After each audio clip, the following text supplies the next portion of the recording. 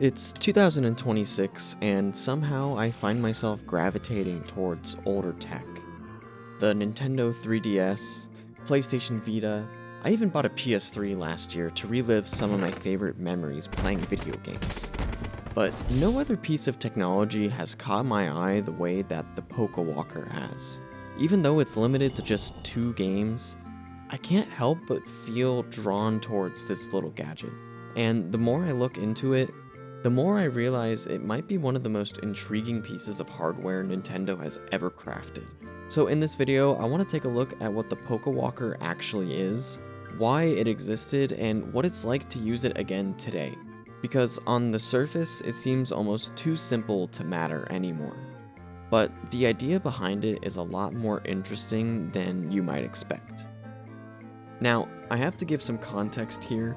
The Pokéwalker was released in 2009 or 2010 alongside HeartGold and SoulSilver for the Nintendo DS. It's a small pedometer-like device that connects directly to the game using the cartridge's built-in infrared scanner. You would transfer a Pokemon from your game into the Pokéwalker, and then it essentially lives inside the device. From there, you walk in real life to earn steps, and those steps convert into something that's called watts.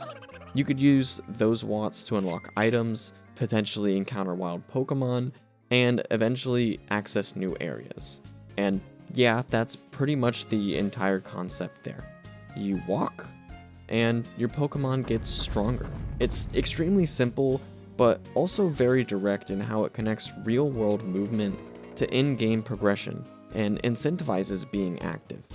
What makes the Pokéwalker so interesting is not what it does, but when it came out. See, this was released in 2009, long before modern-day fitness apps and before games like Pokémon Go even came into existence.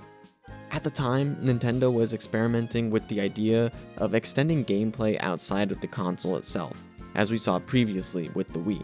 Instead of just playing Pokemon on your DS, you were now encouraged to physically take your Pokemon with you. And in a way, it was one of the earliest examples of gamifying real-world movement in a mainstream title, outside of the Nintendo Wii.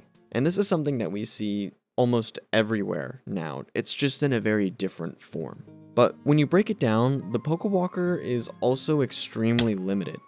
You could only transfer 1 Pokemon at a time. The screen is very basic and can even be difficult to see on a sunny day.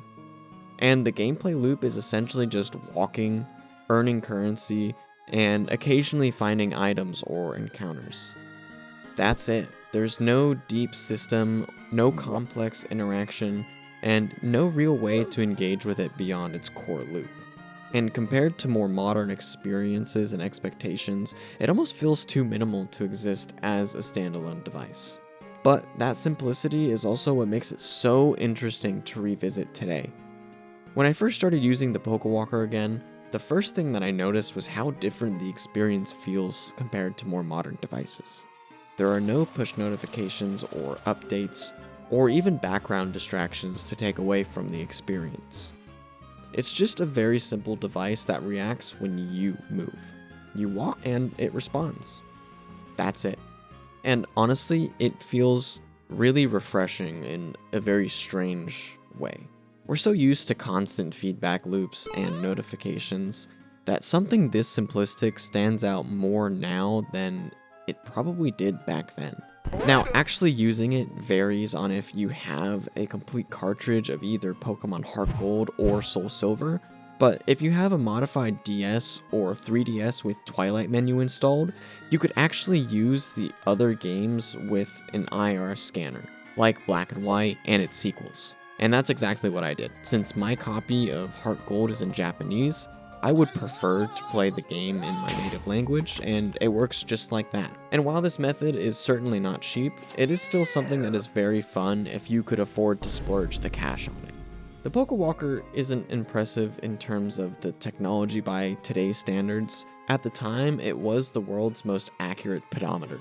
It represents an idea that still shows up everywhere now. The idea that real-world movement can be a part of the gameplay experience.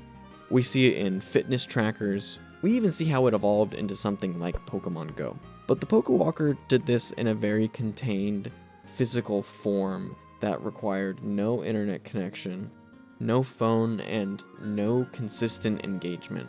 Just movement and a small connection to your game. And there's something really interesting about how self-contained that experience is compared to modern day systems. Revisiting the Pokéwalker today makes it feel much less like a novelty and more like a small experiment in how games can exist outside of the big screens. It's not complex, nor is it powerful, and it's definitely not necessary in today's gaming landscape, but it is a reminder of a time when Nintendo was willing to try simple ideas just to see what would stick. And even now, more than a decade later, it still works. Thank you for watching. My name is Deltah. I'll see you around.